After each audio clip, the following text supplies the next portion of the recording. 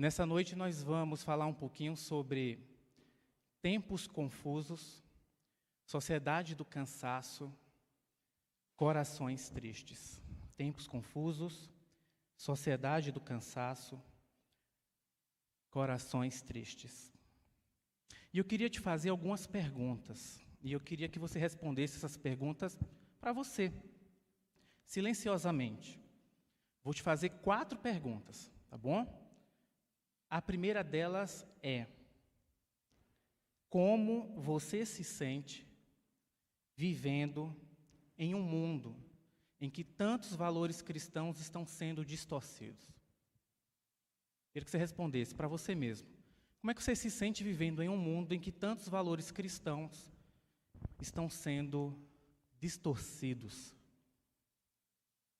O conceito de família, ele tem mudado. O significado de casamento tem sido alterado.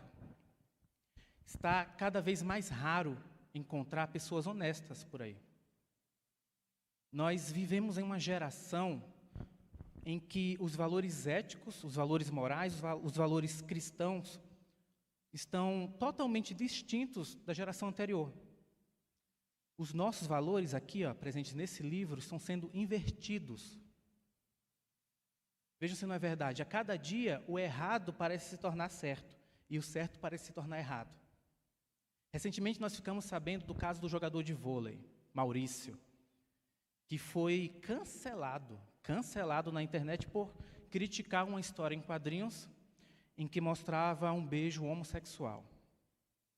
Perdeu o contrato com os patrocinadores, foi demitido, foi massacrado na mídia por discordar de um comportamento.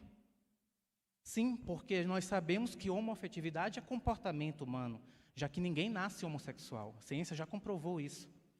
Em 2009, tivemos um estudo, o maior já feito da história sobre esse tema, em que ficou comprovado que não existe gene gay. A genética não é determinante na orientação sexual de uma pessoa. Ou seja, é um comportamento, é uma conduta.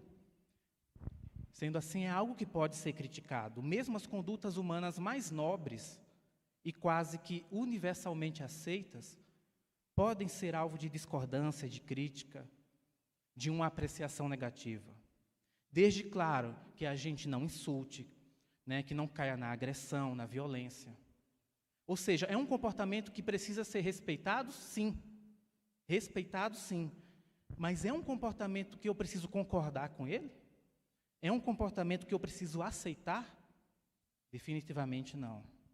E por trás dessa caça às bruxas, agora tudo é homofobia, agora tudo é discriminação, a gente não pode falar mais nada que homofobia, daqui a pouco vão estar até me processando aqui. Sabe o que é que eu percebo? Eu percebo uma sutil, porém perigosa perseguição aos cristãos. Perseguição aos cristãos. Sim, porque majoritariamente são os cristãos que não aceitam a homoafetividade. E genericamente nós somos taxados como homofóbicos. E se nós não aceitamos, é porque a Bíblia nos diz assim. Nós tratamos a sexualidade como algo sagrado. O casamento é algo sagrado. Não é verdade? O casamento é a relação mais sagrada em que um ser humano pode entrar. E a Bíblia deixa claro que o casamento é entre um homem e uma mulher. E o sexo está reservado para ser feito no casamento, nem antes dele e nem fora do casamento. É algo sagrado e as pessoas não entendem isso. É por isso que nós não aceitamos, porque é algo sagrado para a gente. É algo que fere os nossos princípios. Enfim, nós vivemos nessa sociedade hedonista, sociedade em que cada um vive buscando incessantemente o próprio prazer, o próprio bem-estar. São tempos confusos, são tempos sombrios. E o mais triste dessa inversão de valores é que ninguém mais está fazendo as perguntas básicas, para discernir o certo do errado. Eu quero, mas será que eu devo? Eu quero, mas será que eu posso? Eu vejo que as consequências negativas dessa inversão de valores surgem todos os dias.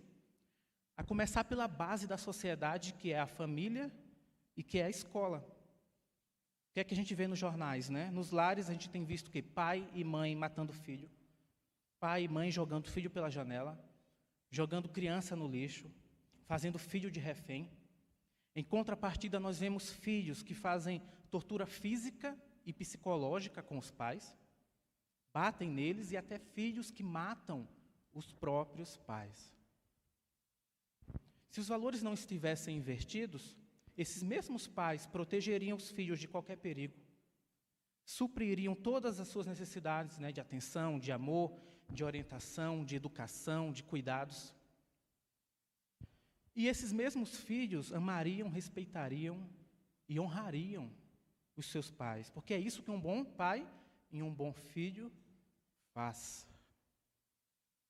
Na escola, que é o segundo pilar, temos alunos agredindo professores, professores batendo em alunos, alunos matando colegas. Enfim, nós temos o ambiente que era para ser um ambiente parceiro do lar, na educação, sendo transformado em um verdadeiro campo de guerra, onde o aluno não está mais seguro por estar na sala de aula e onde o professor muda o foco.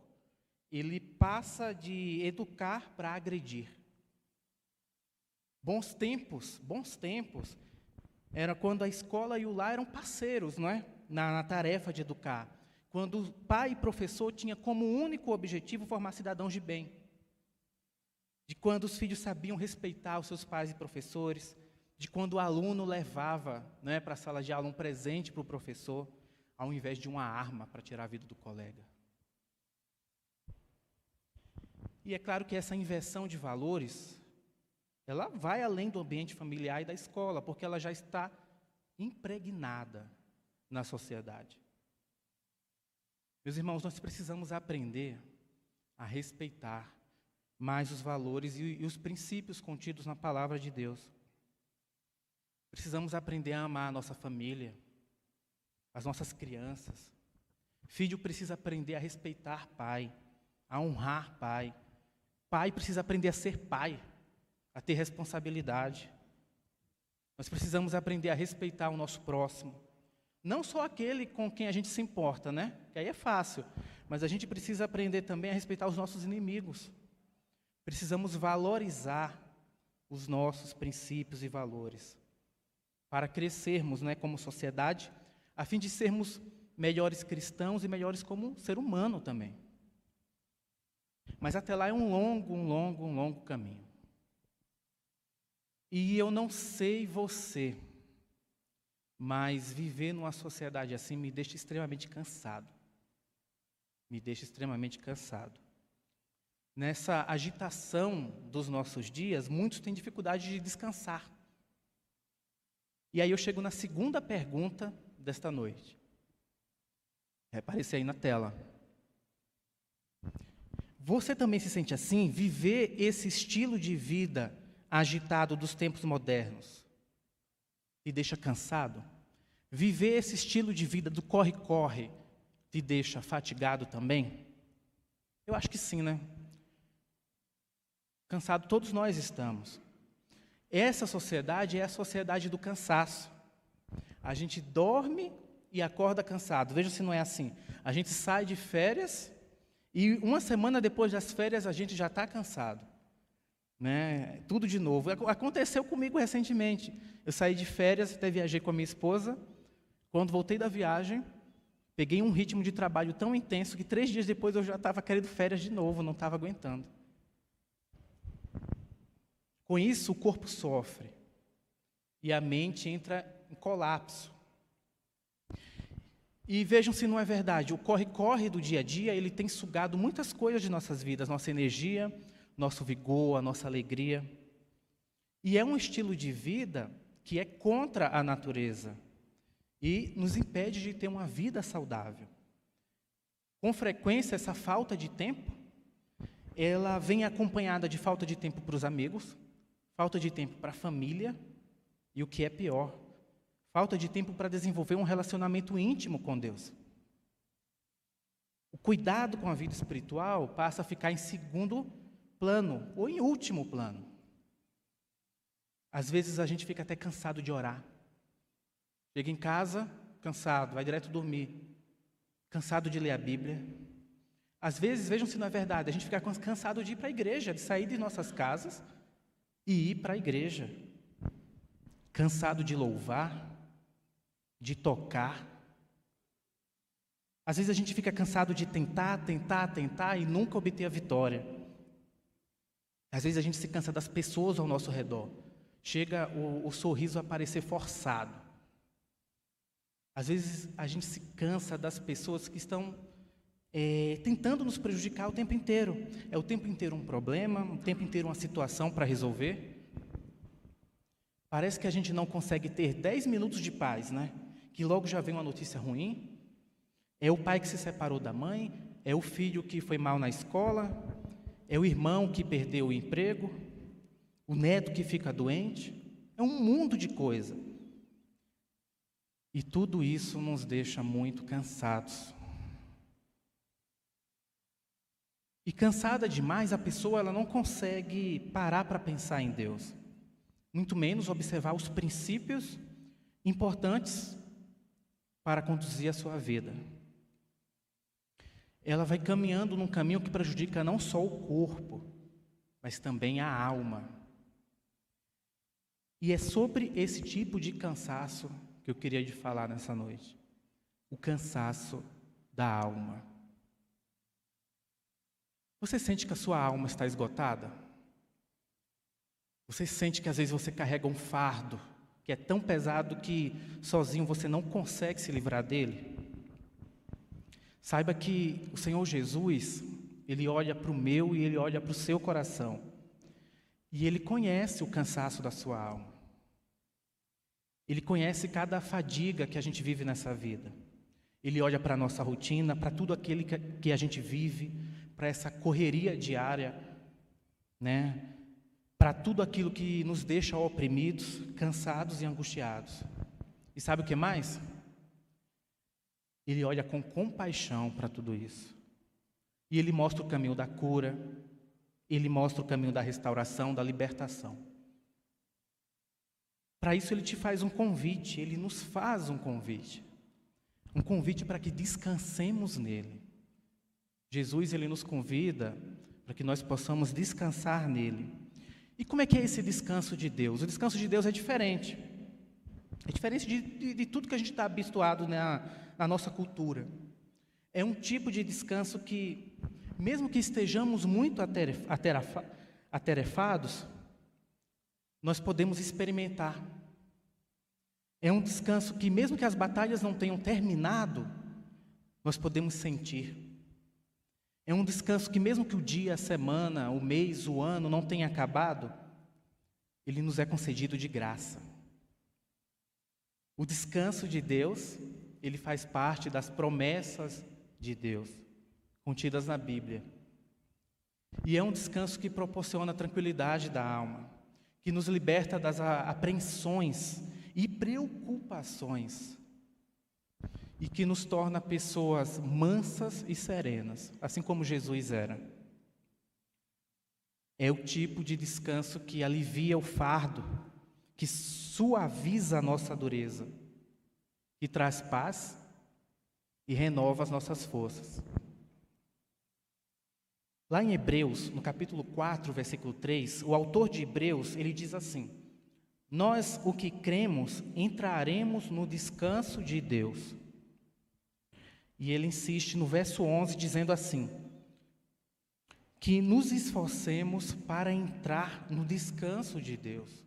Nos esforcemos. Então, se você crê em Deus, tenha confiança e seja fortalecido na sua fé.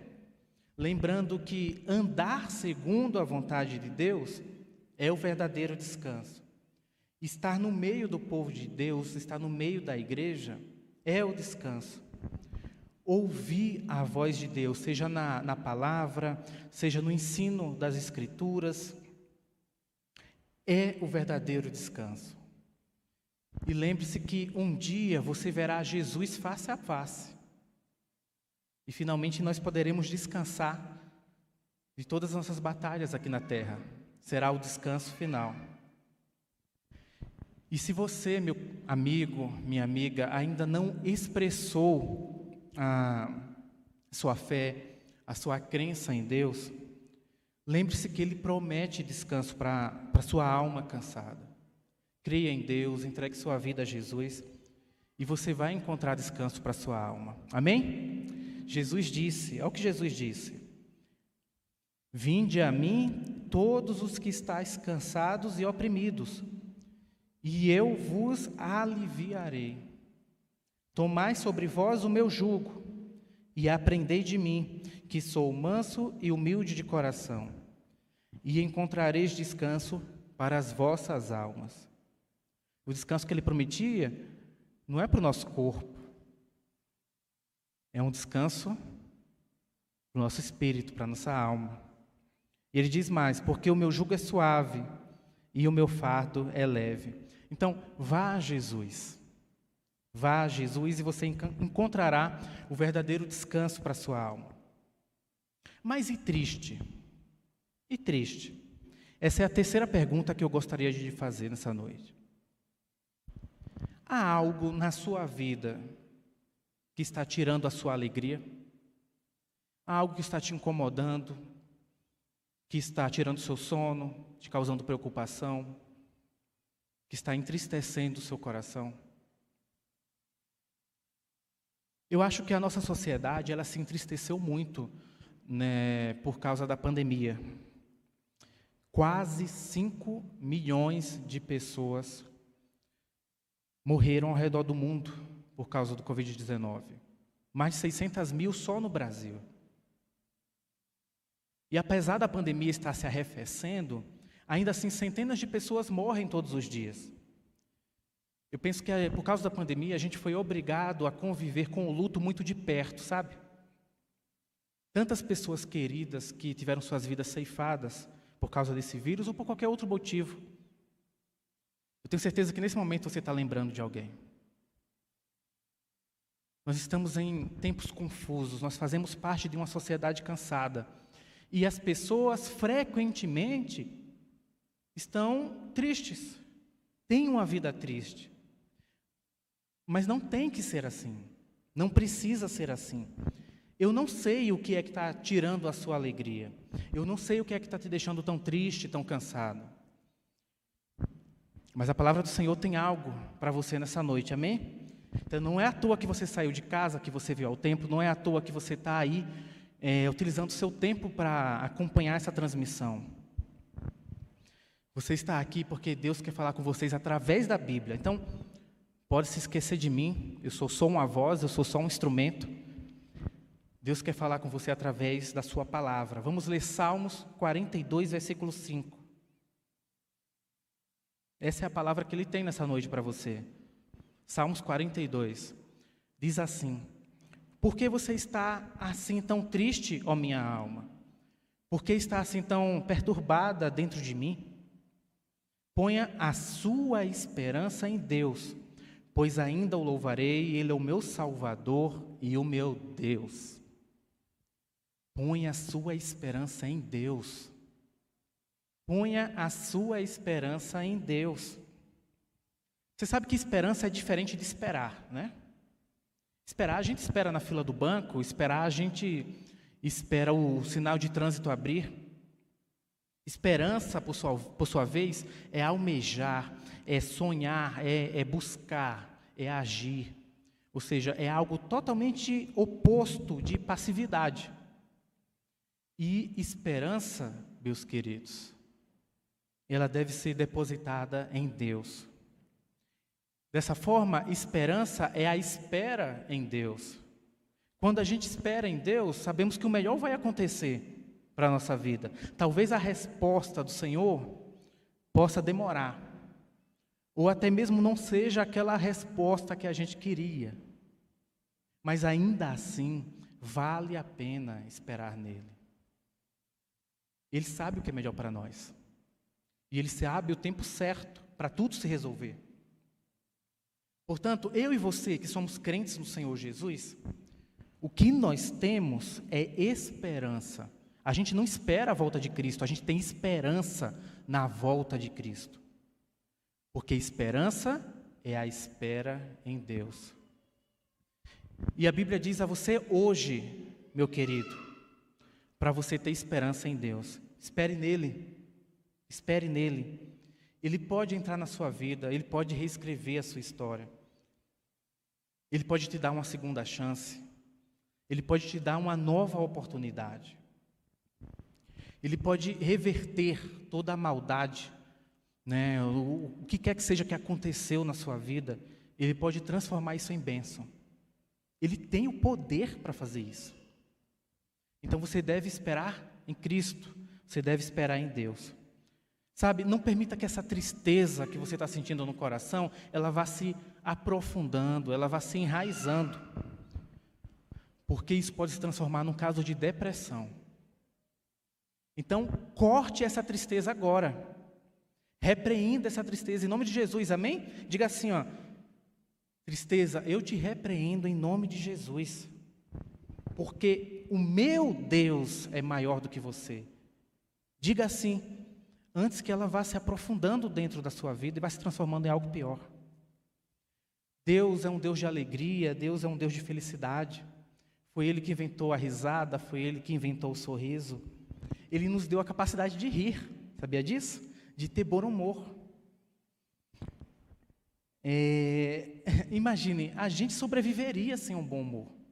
A gente sobreviveria, mas Deus ainda assim, Ele quis colocar o sorriso, Ele quis colocar a alegria, a risada em nós. E são esses momentos que fazem a vida ser tão especial. Um presente de Deus. O Senhor, Ele te fez para ser feliz, Ele te fez para ser alegre, e não para viver triste.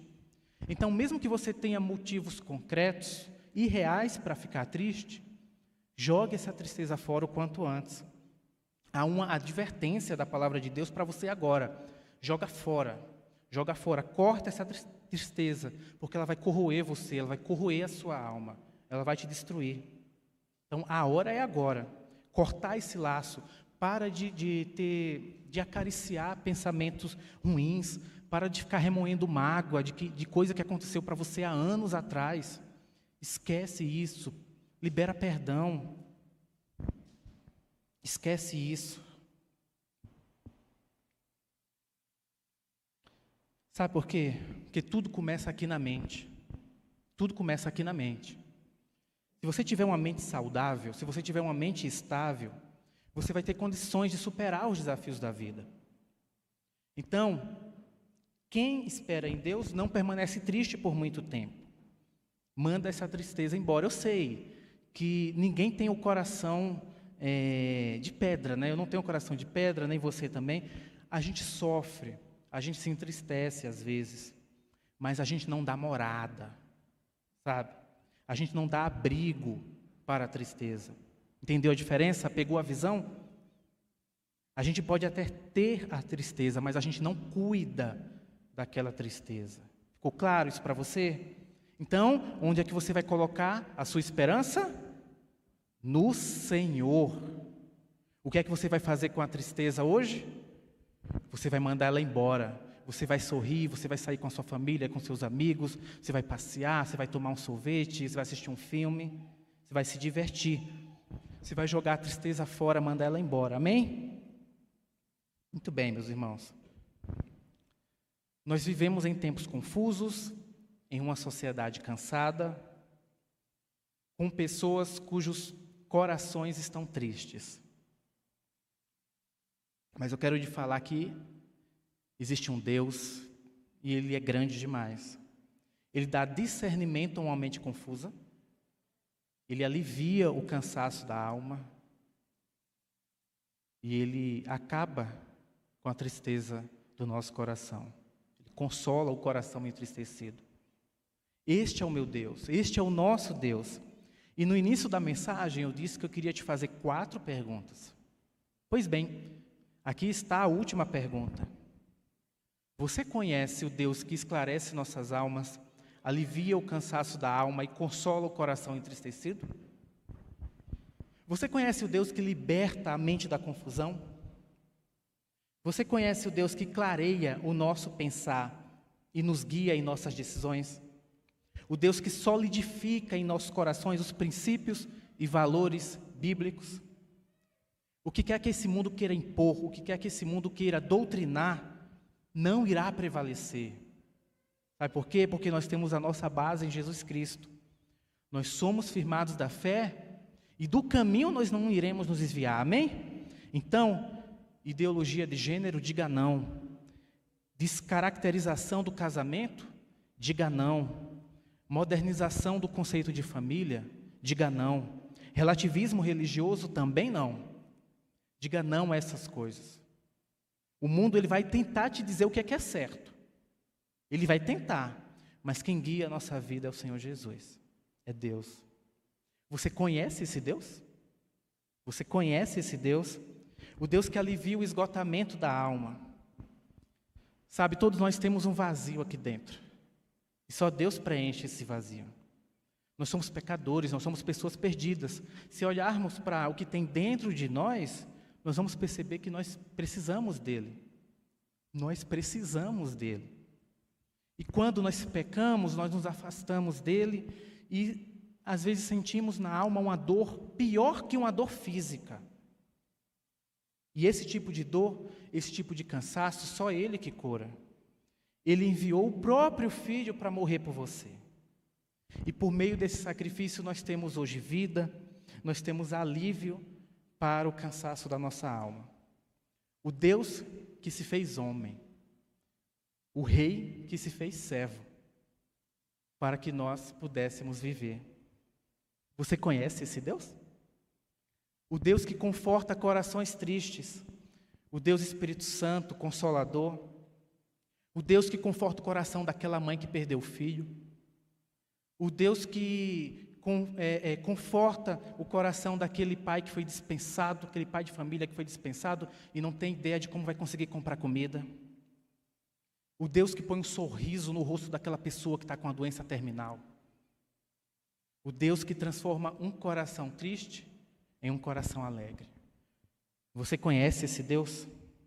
Eu não quero saber se você é crente, não é isso que eu quero saber não, pois até o inimigo de nossas almas é crente. Ele crê em Deus. Eu quero saber se você serve a este Deus, se você tem um relacionamento íntimo com Ele. Eu quero saber se você o chama de pai, na certeza de que Ele te chama de filho. Eu quero saber se você seria capaz de entregar a sua vida pela obra dEle, assim como Ele entregou o próprio Filho para salvar a sua vida. É isso que eu quero saber. E aí, você conhece esse Deus? Se não o conhece, por que você não o convida para Ele entrar na sua vida hoje? Não deixe para depois, porque nós não sabemos o dia de amanhã. Nós não sabemos se teremos outra oportunidade. O Senhor Jesus, Ele não apenas afirma que podemos conhecer a Deus, mas também que esse conhecimento é indispensável para a vida eterna. João capítulo 17, versículo 3. Esta é a vida eterna, que te conheçam, o único Deus verdadeiro, e a Jesus Cristo a quem enviaste. Cristo, Ele é o mediador entre o homem e Deus. Por meio dele nós podemos falar com Deus em orações, nós podemos ouvir a voz de Deus através da palavra, nós podemos nos achegar em adoração diante da sua presença, tendo a plena certeza, de que o próprio Deus habita em nós, por meio do seu Espírito Santo. Por isso, entregue a sua vida a Cristo. Se você ainda não entregou e gostaria de fazer isso, abaixe sua cabeça nesse momento e ore comigo assim. Senhor Deus, eu reconheço que sou pecador e eu me arrependo dos meus pecados. Muito obrigado por ter enviado o teu Filho para morrer e ressuscitar por mim. Eu reconheço o Senhor Jesus como meu único e suficiente Salvador, na certeza de que teria vida eterna e que o Senhor me receberá no seu reino como seu filho. Em nome de Jesus, amém. Se você fez essa oração, parabéns, você tomou a melhor decisão da sua vida. Em tempos confusos, em uma sociedade cansada, com tantos corações, somente Jesus Cristo é a única esperança. Vamos repetir todos juntos? Em tempos confusos, em uma sociedade cansada, com tantos corações tristes, somente Jesus Cristo é a única esperança. Glória a Deus. Amém.